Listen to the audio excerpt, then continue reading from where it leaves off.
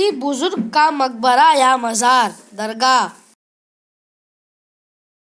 दूर की सोचने वाला, दूरंदेश।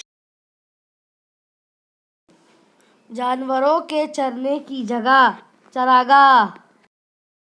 वो जगह जहाँ मरने के बाद इंसान की रूहें जाती है, आलमे अरवाह।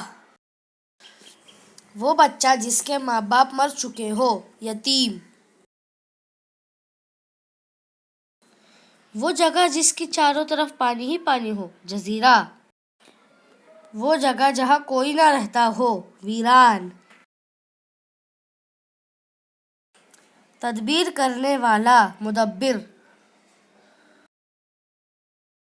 जिसकी मिसाल न हो, बेमिसाल। हिदायत देने वाला, हादी। मुस्तकबिल के बारे में कोई बात कहना, पेशन गोई। जिसे कोई ना जानता हो, गुमनाम। जिसे सब जानते हो, मशहूर।